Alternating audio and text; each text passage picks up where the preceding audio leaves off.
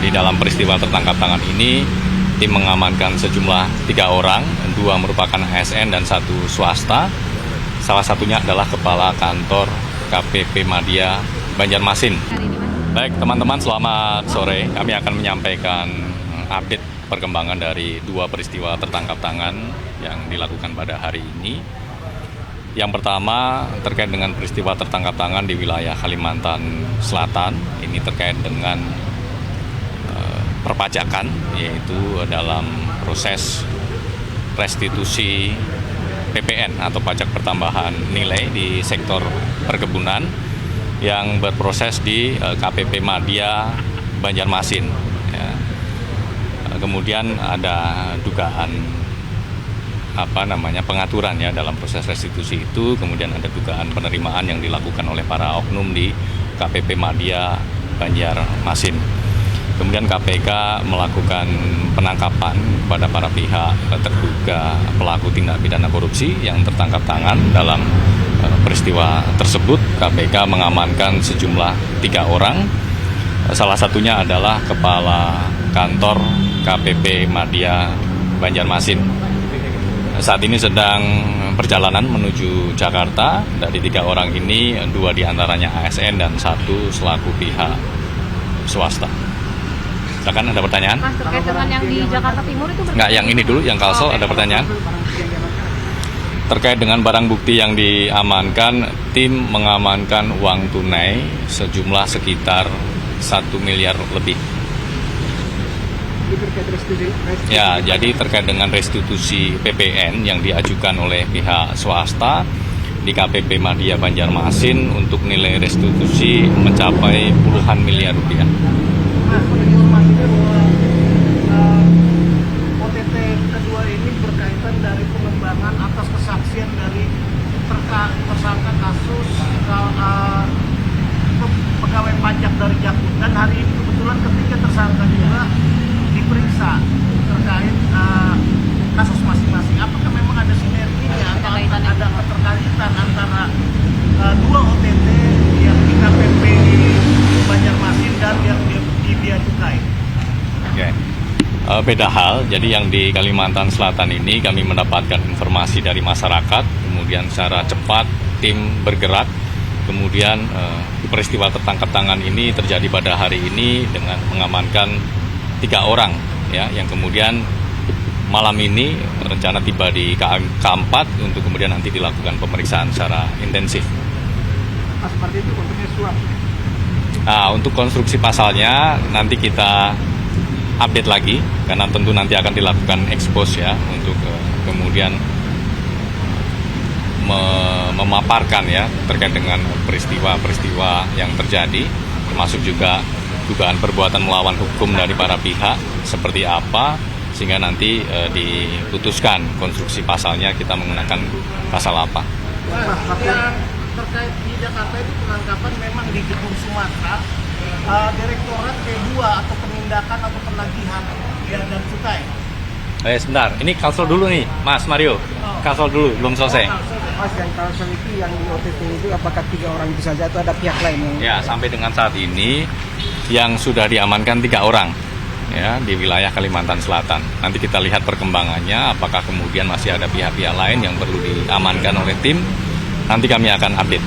Di dalam peristiwa tertangkap tangan ini, tim mengamankan sejumlah 3 orang, 2 merupakan ASN dan 1 swasta.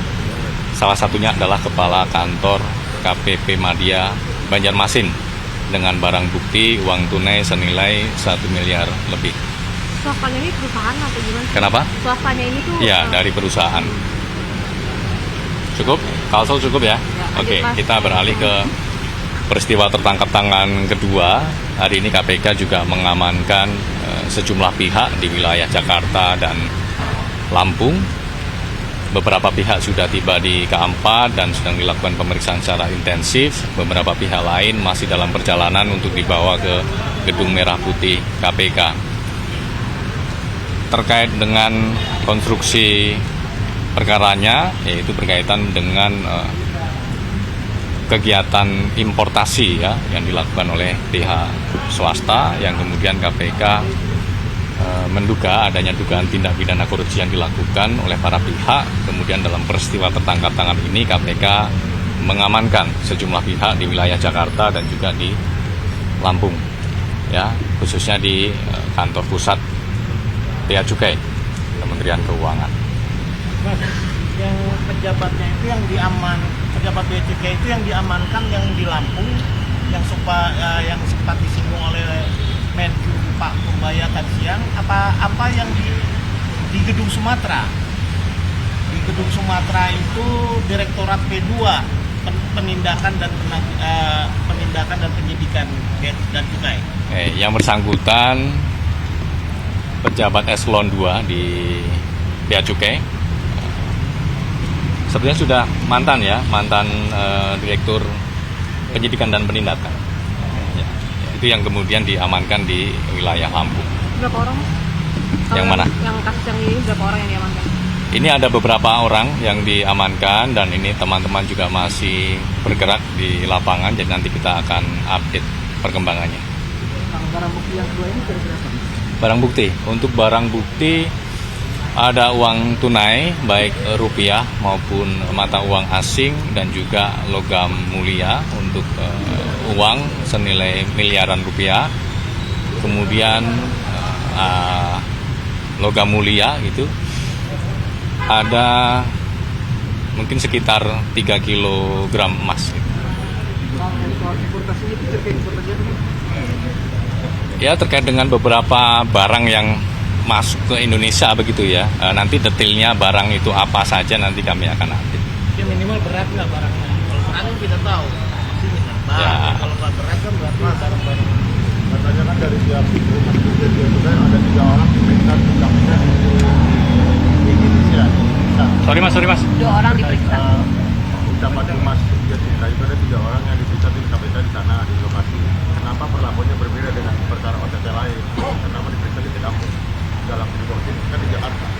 Ya, tentunya itu kebutuhan dari tim untuk kemudian melakukan pemeriksaan on the spot langsung di lokasi supaya bisa dengan cepat mengkonfirmasi beberapa hal yang diamankan dalam rangkaian peristiwa tertangkap tangan tersebut. Untuk estimasi tiba supaya teman-teman nanti juga bisa bersiap untuk perkara Kalsel, estimasi tiba di Bandara Suta sekitar pukul 17.55. Kemudian nanti yang dari Lampung untuk perkara Bea Cukai itu sekitar pukul 19.30. Mas, yang diamankan di kantor di Gedung Sumatera P2 itu berapa orang? Nah, untuk detail berapa jumlah orang yang diamankan di beberapa lokasi di wilayah Jakarta nanti kami akan update. Subscribe, share, like, and comment. Subscribe, share, like, and comment.